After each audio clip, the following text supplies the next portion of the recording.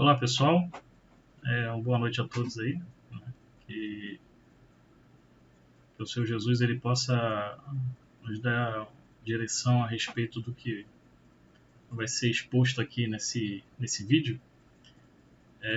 Para quem não conhece, meu nome é Ângelo e nesse vídeo eu quero compartilhar com vocês um entendimento que eu tenho, né, que eu aprendi recentemente, né, comparado ao tempo que eu tinha um outro entendimento a respeito do assunto. E aqui, né, eu vou estar apresentando alguns textos que, além de eu ter lido a respeito e também escutado outros que falam também sobre esse mesmo assunto, então eu vou estar aqui falando sobre o porquê hoje eu não creio que o arrebatamento da Igreja de Cristo ele ocorrerá em secreto e antes da grande tribulação. Existem pelo menos 3 linhas teológicas a respeito desse assunto. Há aqueles que acreditam, né, que o arrebatamento ele vai acontecer antes da tribulação, né, que é chamado de pré-tribulacionistas, onde eles defendem que ocorrerá ali um arrebatamento secreto, e onde a igreja, né, a noiva, ela vai sair daqui da terra e vai ficar no céu, e durante um período de 7 anos, que eles chamam da bolda, né, do cordeiro, aqui na Terra vai estar acontecendo a grande tribulação, ou seja, o anticristo vai estar aqui dominando aqui na Terra, ele vai estar aqui perseguindo as pessoas que aqui ficaram, né, que não foram arrebatadas. Então esse é o entendimento dos pré-tribulacionistas, né? Então eles entendem assim, que haverá um arrebatamento secreto que antecederá a grande tribulação, ou seja, a igreja não vai ver a manifestação do anticristo, né? Existe uma outra linha que se não me engano, é chamada de mid-tribulacionista, que eles entendem que o arrebatamento ocorrerá na metade, né, dos 7 anos, assim dizer, né? A linha pós-tribulacionista, onde o pós... Não, só fazendo um parênteses aqui, né? O mid-tribulacionistas, eles entendem que a igreja vai ver a grande tribulação, vai ver a manifestação do anticristo, mas no ápice do domínio do anticristo, a igreja será arrebatada. Tá? Então ele entende que ela não passará por aqueles momentos da grande tribulação efetivamente. Eles vão ver o início, mas não vão estar ali inseridos naquele meio, né? Porque eles serão tirados. Essa é a ideia do mid-tribulacionista. E tem o pós-tribulacionista, que é aquele que entende que o arrebatamento ele vai acontecer após, assim, ao final, né, da grande tribulação, ou seja, a igreja de Cristo, os que estiverem vivos, né, vão passar por todo o domínio ali do anticristo, né, aqui na Terra, serão perseguidos, né, uma parte da igreja será perseguida, serão mortos, né, vai ter uma parte que vai ser preservada, né, isso aí a gente vê lá nas cartas do Apocalipse. E já assim, ao finalzinho da grande tribulação, né, daquele período determinado, é quando Cristo vem, né, para julgar os povos, as nações, e nesse momento ali é que ocorre a ressurreição dos que morreram em Cristo e o arrebatamento, né, dos que estiverem aqui, os que tiverem, né, os que fazem parte da Igreja de Cristo e estiverem vivos aqui nesse momento. Então, assim, eu até pouco tempo eu tinha esse entendimento, né, que o arrebatamento aconteceria de forma secreta e antes da grande tribulação. Eu não veria todo aquele evento que a Bíblia narra, né, sobre a marca da besta, a perseguição, né. Eu entendia que a igreja não passaria por isso, porque eu fui ensinado dessa forma. E também eu assisti muitos filmes, né, que também tem essa linha de pensamento, né, como aqueles filmes Deixado para Trás, A Imagem da Besta. Então, esses filmes eles levam para essa linha de entendimento. Então, só que hoje, né, lendo os textos que falam a respeito da vinda de Cristo, do arrebatamento e da grande tribulação, da manifestação do anticristo e outras profecias mais, eu entendo que é mais coerente, né, o pensamento do pós-tribulacionista. Mas eu vou mostrar isso aí no decurso aí dos slides.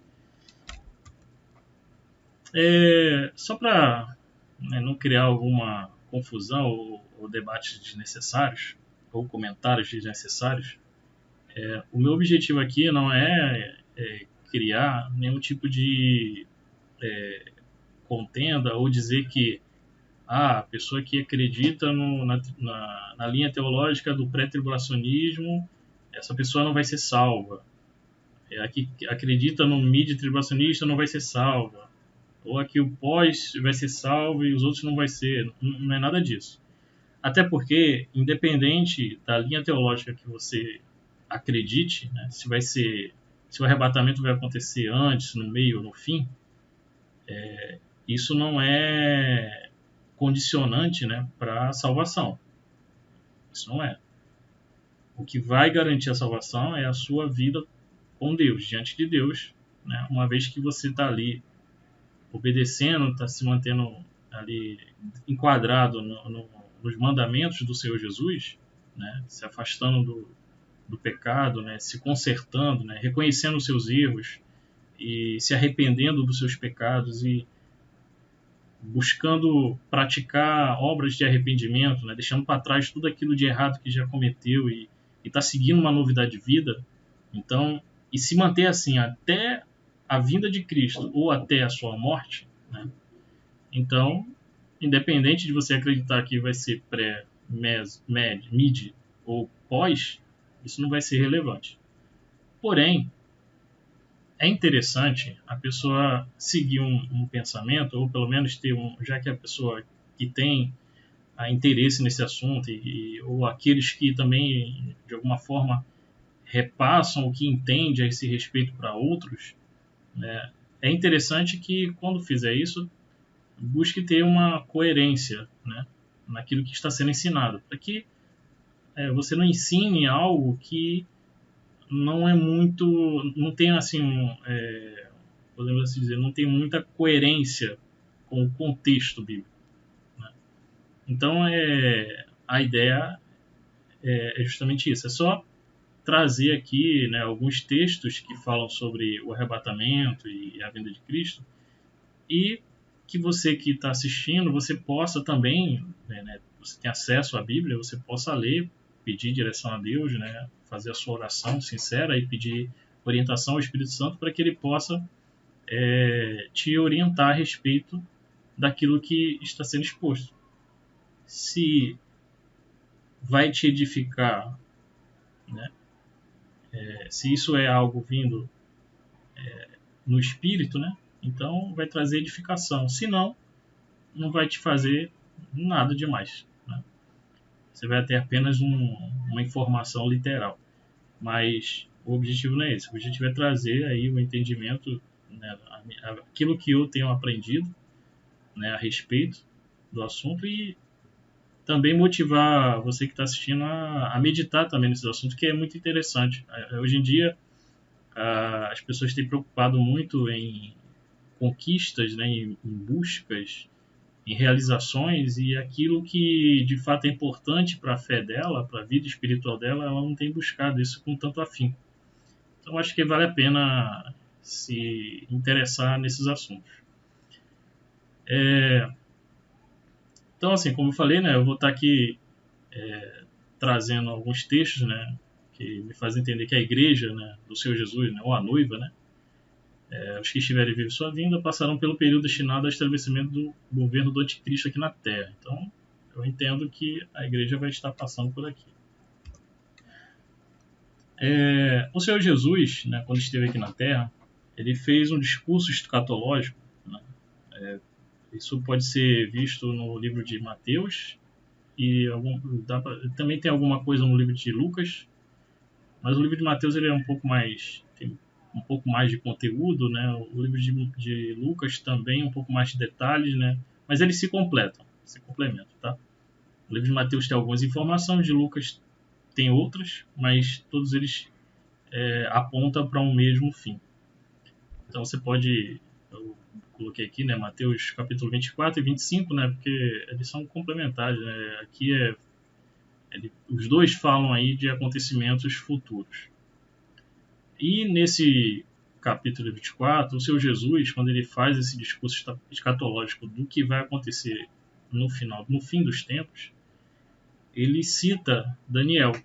Por quê? O profeta Daniel, se você está aqui ouvindo e não teve aí a oportunidade de meditar no livro de Daniel, ele pode-se dizer que ele é como se fosse o livro do Apocalipse da Antiga Aliança.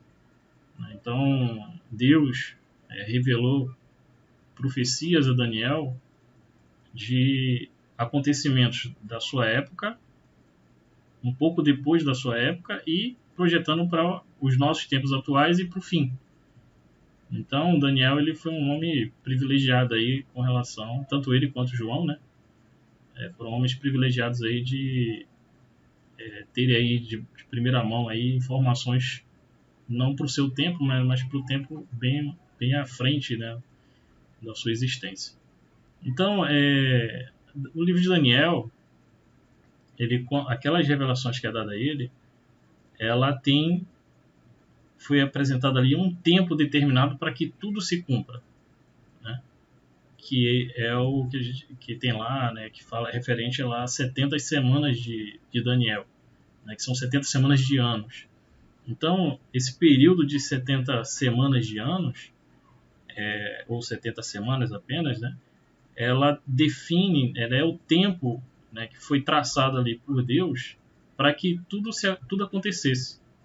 Então, fazendo uma análise dos textos, o que se entende, né, é que ainda resta uma semana dessas 70 semanas. 69 semanas foram seguidas meio que de forma cronológica, né, que fala ali do restabelecimento ali do reino de Judá, né, do reino de Judá, onde foram ali o povo judeu foi libertado ali da Babilônia, né, do exílio Babilônia, e aí foram permitido eles voltarem para sua cidade, né, que é Jerusalém, e ali eles tiveram todo o suporte dado ali pelo rei da Pérsia, né, Medo-Persa, ali Ciro, né, a reconstruir o templo de Salomão, né, que seria o segundo templo, e reconstruir todas as fortificações, toda a cidade ali de Jerusalém serem reconstruídas.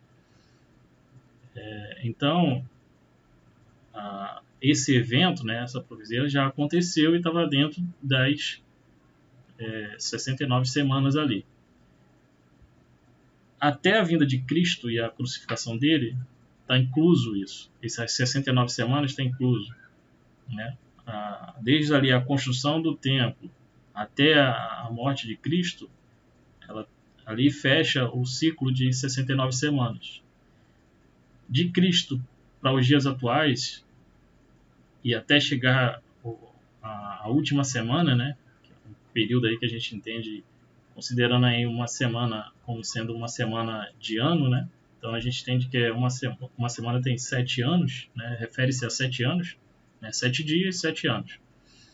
Que é o período ali em que o anticristo ele vai se manifestar, né? E como que eu tenho como é que eu entendo isso? Se a gente vê lá no livro de Daniel, no capítulo 8, versículo 19, veja que ele diz o seguinte, ó, quando o anjo ele recebe uma ordem de Deus do seu Jesus, né, para dar entendimento a Daniel, ele diz isso aqui para o Daniel.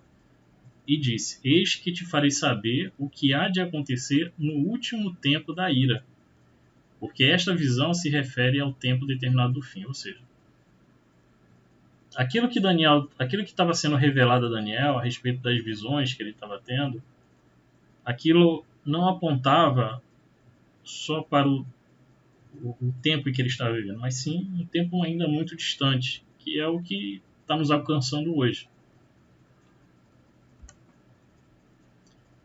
E aí, nesse discurso do Senhor Jesus, né, nesse discurso escatológico, ele revela, né, ele diz que o próprio Senhor Jesus ele fala que ninguém sabe a hora exata, o tempo, né, o dia, né, o mês, o ano em que o Senhor Jesus ele virá buscar a igreja, né?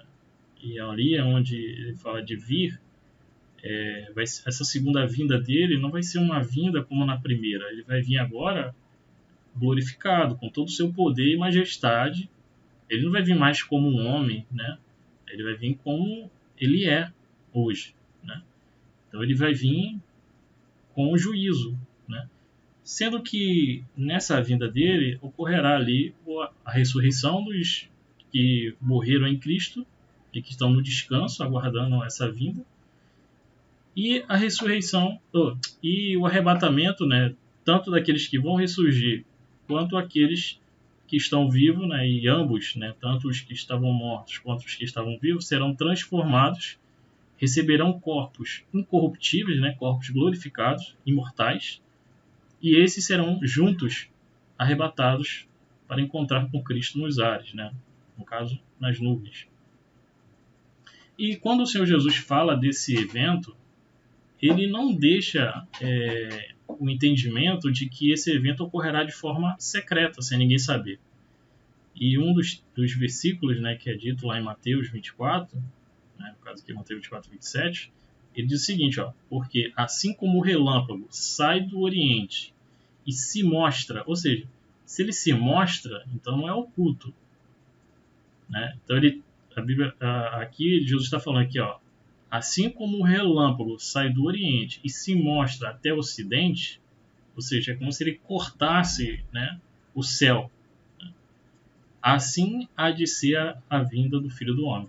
Então, se o Senhor Jesus está dizendo que a vinda dele, né, ele compara aqui, né, ao relâmpago, não no sentido da rapidez com que o relâmpago acontece, mas sim com aquela luz que é irradiada pelo próprio relâmpago, e que essa luz ela se mostra mesmo em meio a densas trevas, assim acontecerá a vinda do Filho do Homem. Então, não dá para entender, né, olhando para esse texto, né, que a vinda dele seria algo secreta, algo sem ninguém perceber, sem ninguém ver, sem ninguém notar, né, como é mostrado nos filmes, né.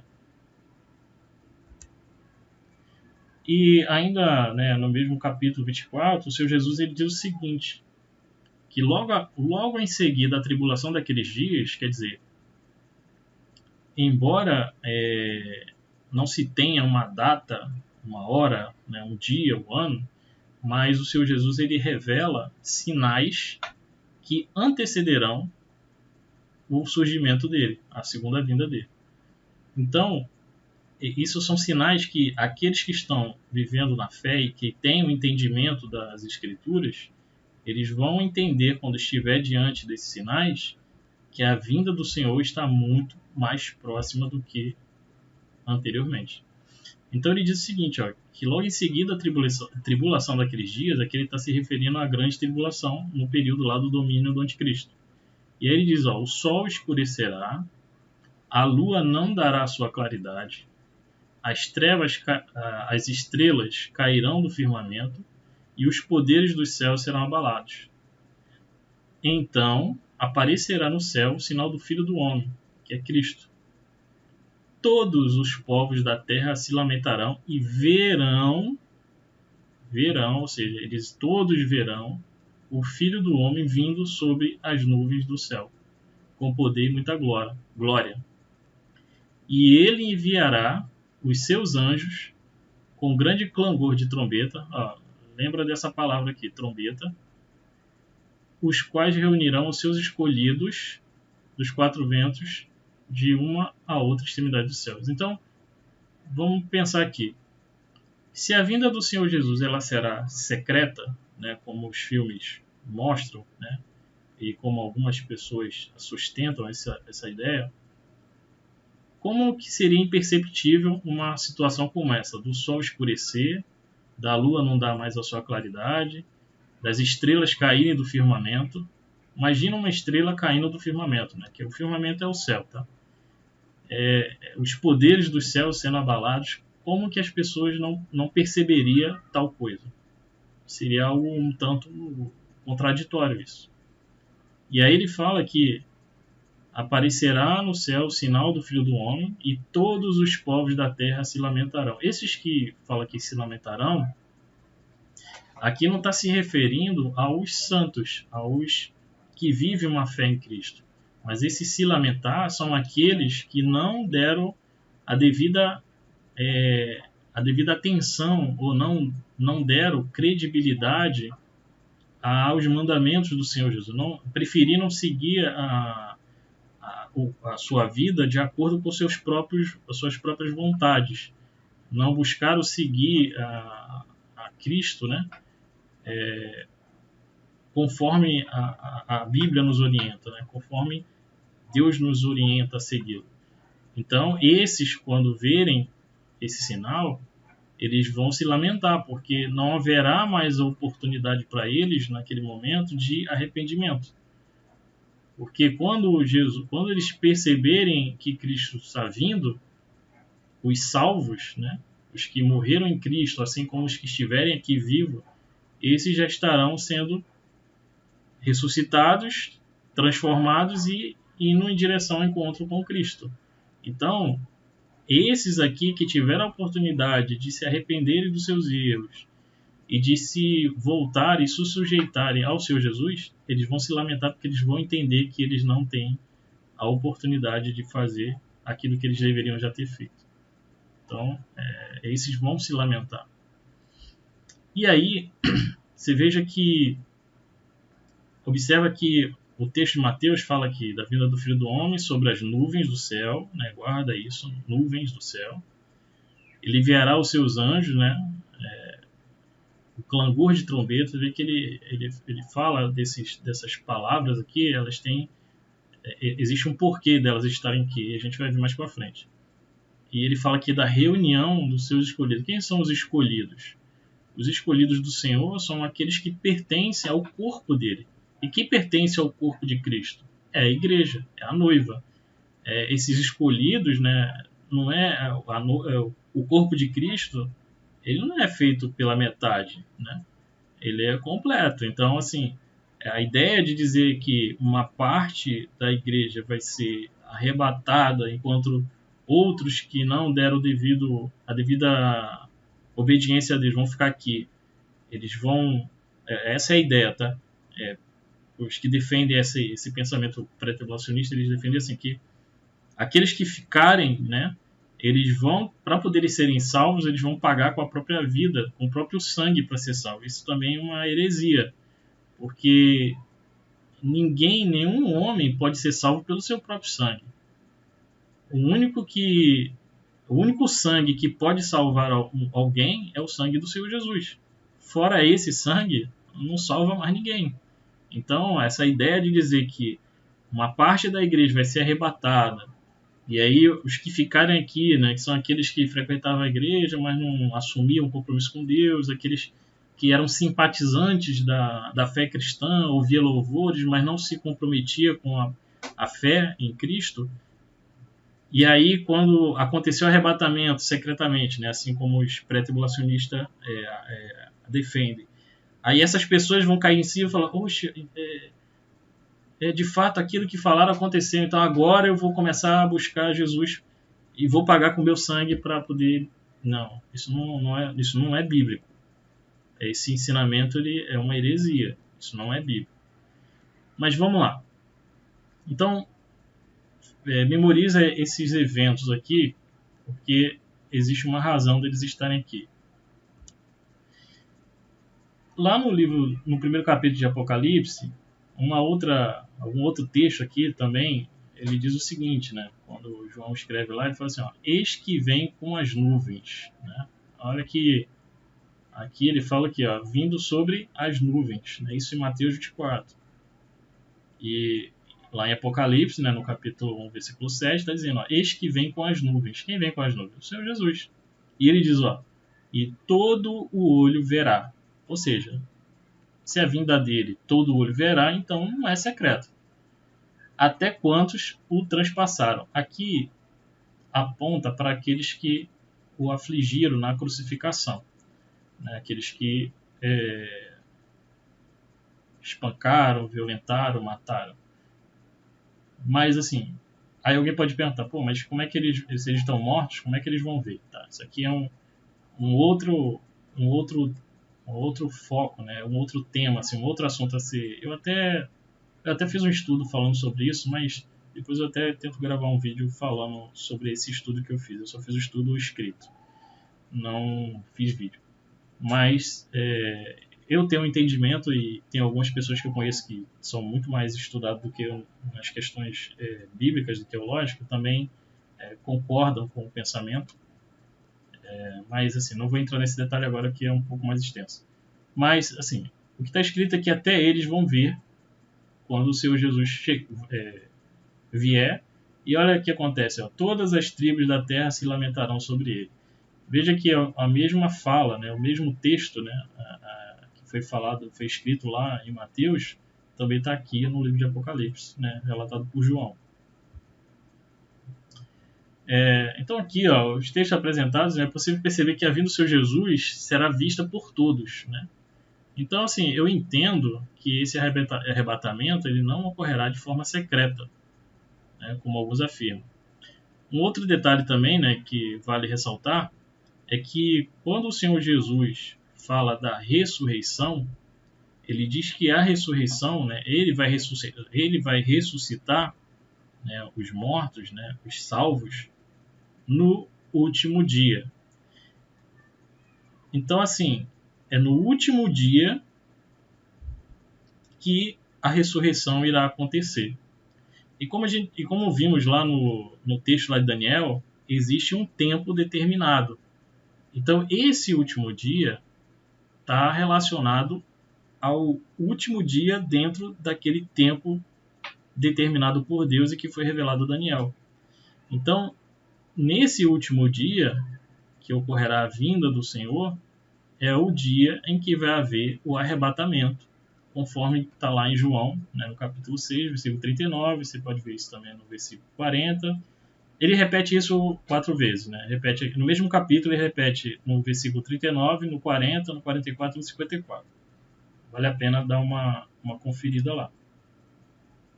Então você vê que ele diz aqui, ó, irá ressuscitar os salvos, veja que ele vai ressuscitar os salvos que estão no descanso. Então, no último dia é que vai acontecer isso, ok? Então, presta bem atenção nesse texto aqui, né? Nessa afirmação aqui. O apóstolo Paulo, ele, na carta aos Coríntios, né, ele falando com a igreja lá de Corinto, ele diz o seguinte, ó, eis que vos digo um mistério, nem todos dormiremos, mas transformados seremos todos num momento, num abrir e fechar de olhos, ao ressoar da última trombeta. A trombeta soará, os mortos ressuscitarão incorruptíveis e nós seremos transformados. Olha o que ele diz. Nem todos dormiremos. Esse dormiremos aqui é um eufemismo para morte, né? Ou seja, nem todos vão passar pela morte, né? Mas ele diz que transformados seremos todos. Ou seja, quando ele fala aqui, ele está falando para a igreja, tá?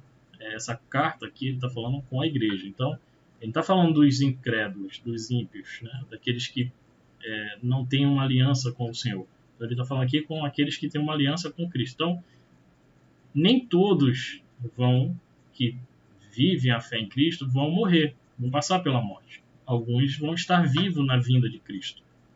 Então, mais uma razão pela qual eu acredito que na vinda de Cristo, a igreja ainda vai estar aqui. Ou seja, ela vai passar pela grande tribulação, né? Mas ele diz aqui, ó, mais transformados seremos todos. No momento, num abrir e fechar de olhos. Ou seja, tem um entendimento, quando as pessoas, os pré-tribulacionistas leem esse texto, que quando ele fala que no momento, num abrir e fechar de olhos, eles entendem que esse no momento, no abrir e fechar de olhos, refere-se ao arrebatamento. E por isso que também eles defendem a ideia do secreto, que o arrebatamento vai ser assim, no abrir e piscar de olhos. Mas dentro do texto aqui, dentro do seu contexto, ele está falando que o que vai acontecer no abrir e fechar de olhos, na verdade, é a transformação de todos. Tanto os que ressuscitaram, quanto os que estavam vivos. E eles, num momento, num abrir e fechar de olhos, serão transformados. Então, perceba que aqui também aponta para toque de última trombeta. Alguns pré-tribulacionistas, né, que defendem isso, nessa linha, eles dizem que eles não associam essa última trombeta com a sétima trombeta lá de Apocalipse, que a sétima trombeta é a última trombeta lá em Apocalipse. Só que eles entendem que essa trombeta é diferente daquela trombeta de lá. Então, assim, eu acho isso meio que uma forçação de barra.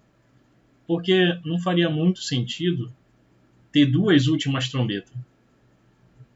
Então só tem a última trombeta é porque não tem mais nenhuma depois dela. Então não faz muito sentido essa ideia de que essa aqui é uma última trombeta e que é lá no Apocalipse aquela sétima trombeta, que é a última, né? É uma outra última. Não faz muito sentido isso. Então eu entendo, e assim como outros também entendem, que essa última trombeta está conectada com a sétima trombeta lá de Apocalipse. Mais uma razão que a gente entende que ali, né, acontece logo ali, ao finalzinho ali da grande tribulação.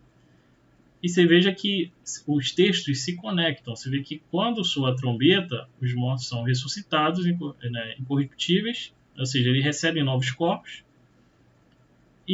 ou seja, ambos, né, são transformados, né?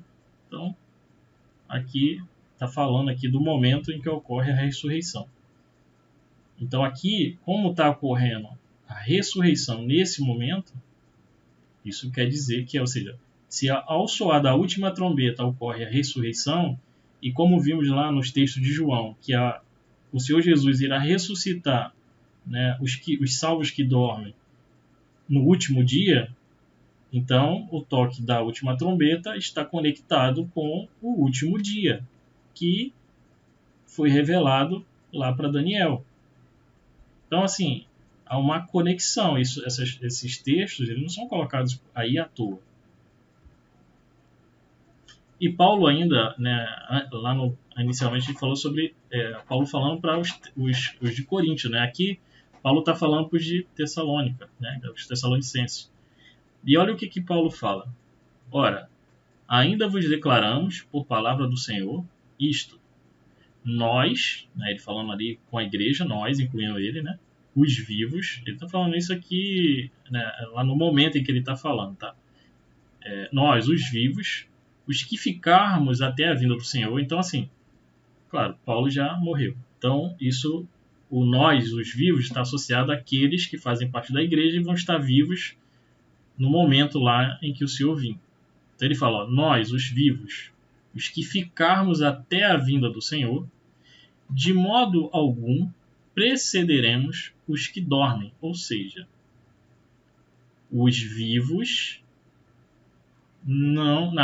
os ficar vivos na vinda do Senhor, não precederá os que dormem, ou seja, os salvos que estão mortos. E aí ele diz assim, ó, porquanto o Senhor mesmo, dada a sua palavra de ordem, ouvida a voz do arcanjo, lembra lá da trombeta, ó, você vê, ó, Mateus 24, Coríntios, agora Tessalonicenses, ó. Senhor mesmo, dada a sua palavra de ordem, ouvida a voz do arcanjo, e ressoada a trombeta de Deus, descerá dos céus, e os mortos em Cristo ressuscitarão primeiro. Então vamos lá. Vamos continuar.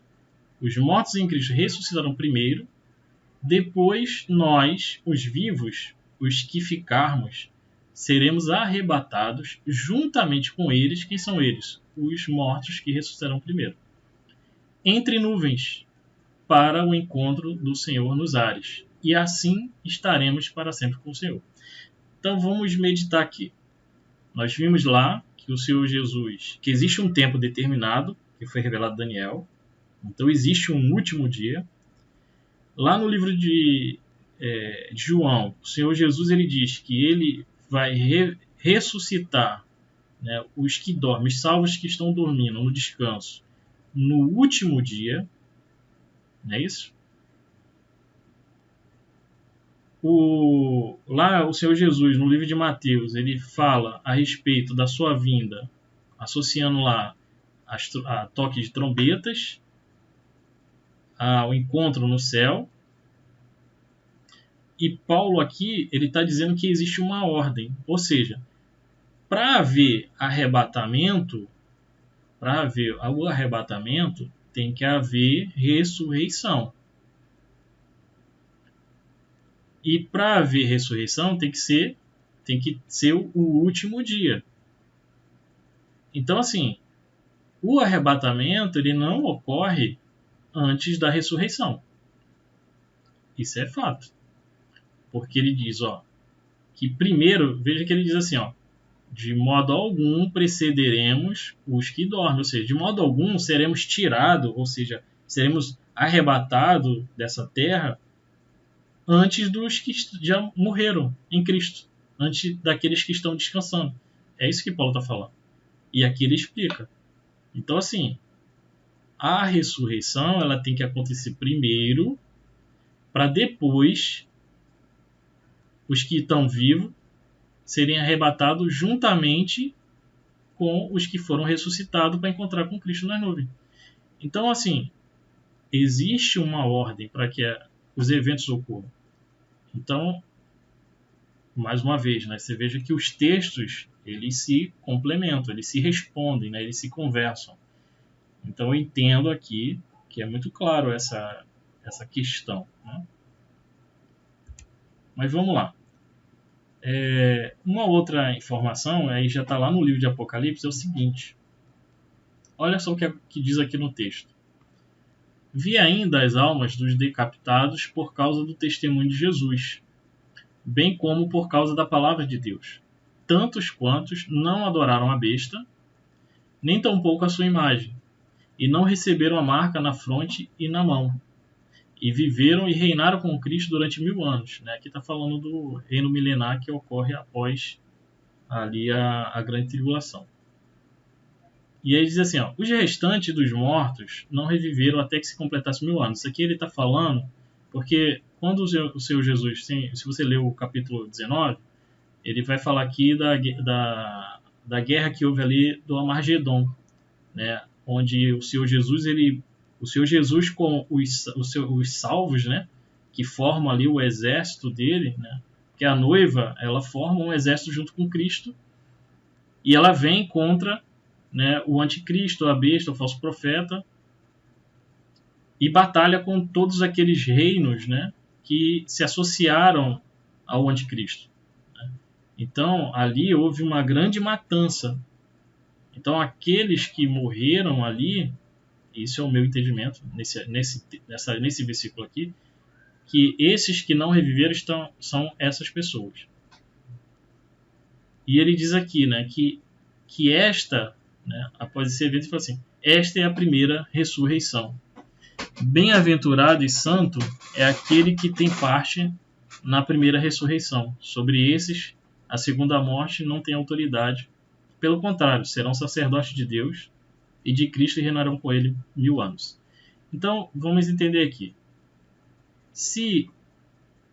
Veja o seguinte, a manifestação da besta, né, que foi lá, e o surgimento da besta, e a imagem, e a obrigatoriedade de usar uma marca para poder a pessoa ir e vir, né, comer, negociar, isso aconteceu no período da grande tribulação.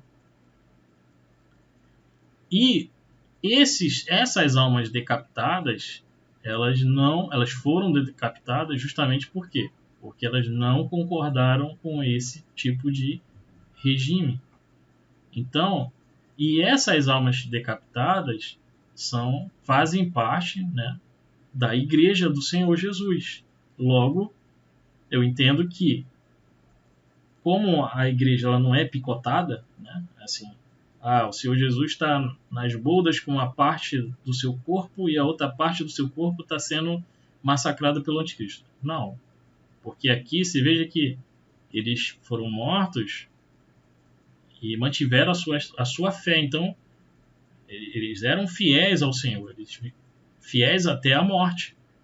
Né? Então, não faz sentido achar que uma parte só da igreja foi arrebatada e a outra ficou, né? Não faz sentido. Então, se no período da grande tribulação houve santos, né, homens de fé, homens que eu digo homem e mulher, e foram decapitados porque não aceitaram, né, as diretrizes do anticristo, nem do falso profeta, nem da besta, então isso me leva a entender que eles estavam inseridos ali da grande tribulação.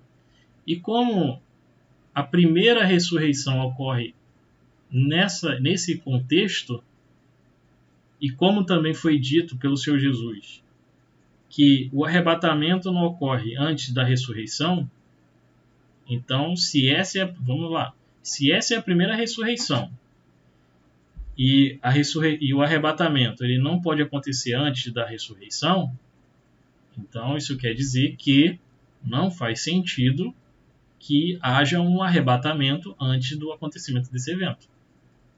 Não faz sentido algum. Seria muito contraditório com o que Paulo falou lá na carta aos Tessalonicenses. Porque se ocorreu um arrebatamento antes de haver a primeira ressurreição, então tem alguma coisa errada. Então aí vale a pena aí você que está ouvindo, né, meditar no texto, pedir direção ao Senhor e meditar no texto e ver a coerência dos fatos, entende?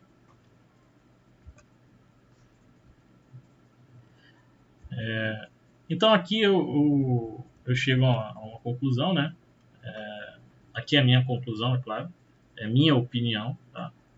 Eu estou só compartilhando com vocês o entendimento que hoje eu tenho a respeito desse assunto, né? Porque por muito tempo eu não tinha esse entendimento e nem fui ensinado dessa forma. Isso aqui eu fui aprendendo aí, buscando com outros pastores aí que fazem estudos mais robustos sobre o assunto, e fui meditando também e fui juntando um pouquinho de cada coisa.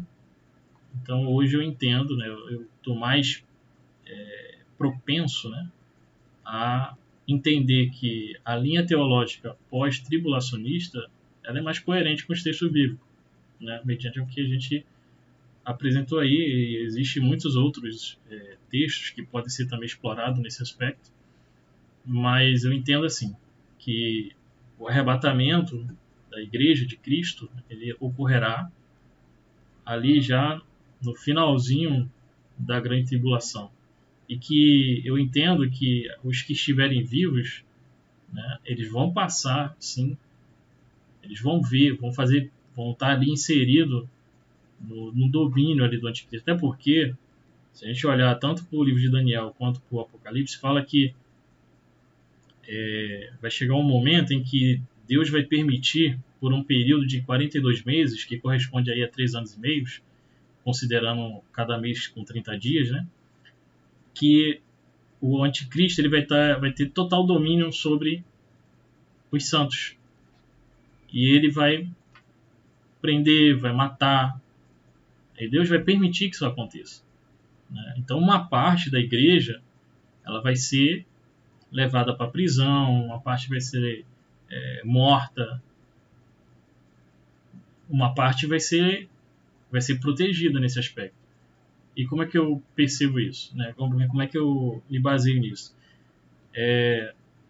No início do livro do Apocalipse fala de 7 igrejas. Dessas 7 igrejas, apenas 2 não é repreendida pelo Senhor. Mas uma dessas 2, a uma, Deus diz que ela vai ser aprisionada, ela vai ser entregue nas mãos de Satanás por 10 dias. E a outra, ela vai ser guardada. Então, o que dá a entender é que durante o período do reino ali do anticristo, vai ter uma parte da igreja que não vai sofrer dano, vai ser perseguida, mas vai conseguir escapar. Mas vai ter uma que não. Que eu entendo que dentre esses que foram decapitados, né, são essa parte da igreja. A gente pode até dar uma olhada no texto, né, que fala sobre isso. É na carta. Deixa eu abrir aqui melhor. Aqui no livro de Apocalipse. As primeiras cartas. Acho que é 2:10, se não me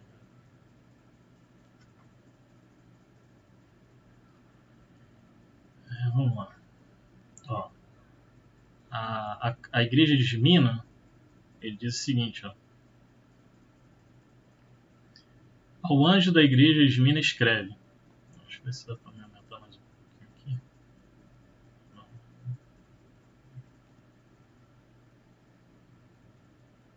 Acho que agora dá para ver. Vamos lá. Diz assim, ó, ao anjo da igreja em Esmirna escreve, essas coisas diz o primeiro e o último, aqui é o Cristo, né? Que esteve morto e tornou a viver. Conheço a tua tribulação e a tua pobreza, mas tu és rico, e a blasfêmia dos que a si mesmos se declaram judeus e não são, sendo antes sinagoga de Satanás. Não temas coisas que tem de sofrer. Eis que o diabo está para lançar em prisão alguns dentre vós, para ser dispostos à prova, e tereis tribulação de 10 dias. Sê fiel até a morte, e dar-te-ei a coroa da vida. Quem tem ouvidos, ouça o que o Espírito diz às igrejas. O vencedor de nenhum modo sofrerá o dano da segunda morte. Então, assim, essa é a Esmirna, né? Você vê que ela não tem repreensão, mas o Senhor diz, mesmo ela não sendo repreendida, né, por fazer alguma coisa que desagrade a Deus, mas o Senhor está dizendo que ela vai passar por tribulação e vai ser entregue nas mãos do diabo, vai ser lançado preso, né? E certamente vão ter aqui pessoas que vão ser mortas. Agora vamos olhar a igreja de, se não me engano, acho que é Filadélfia. Olha o que ele diz aqui, a igreja de Filadélfia. Ao anjo da igreja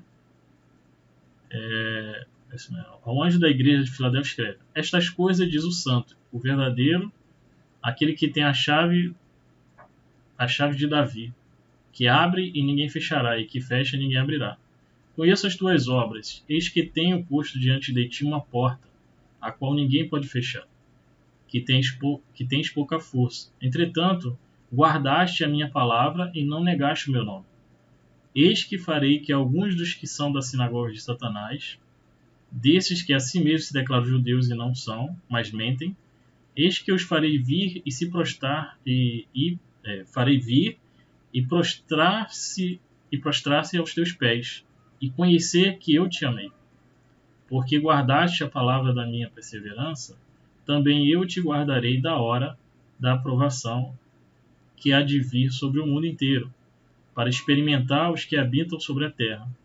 Venham sem demora, conserva o que tens, para que ninguém tome a tua coroa. Ao vencedor, faloei coluna no santuário do meu Deus, e daí jamais sairá. Gravarei também sobre ele o nome do meu Deus, o nome da cidade do meu Deus, a nova Jerusalém, que desce do céu, vinda da parte do meu Deus, e o meu novo nome. Quem tem ouvidos, ouça o que o Espírito diz às igrejas. Então, perceba que das 7 igrejas, essas duas, né, tanto Esmirna quanto Filadélfia, elas não são repreendidas. Elas não estão ali em falta com Deus. Mas se observa que a uma, Deus está dizendo que, mesmo ela não sendo uma igreja que tem um comportamento que desagrada a Deus, Deus vai permitir que o diabo tenha acesso a ela, para prender, né, perseguir. E já essa Filadélfia, perceba que vai acontecer o contrário. Deus vai guardar e vai fazer com que as pessoas que eram contra ela reconheçam que Deus é com ela. Então, eu entendo que durante o período da grande tribulação, a igreja de Cristo, né, em sua totalidade, uma parte vai ser afligida e vai ser morta. E uma outra parte, eu creio que vai ser preservada, vai ter escape, né? Vai ser perseguida, mas vai conseguir escapar, né? Então, é esse o meu entendimento aí, né, a respeito do texto.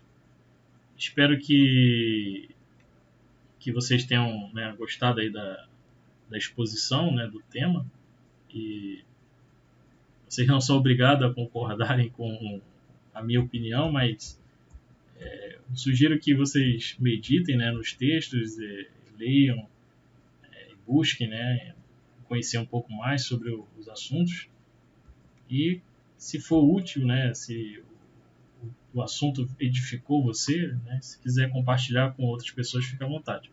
Então, um forte abraço e até uma próxima. E que o Senhor Jesus abençoe a vida de todos vocês.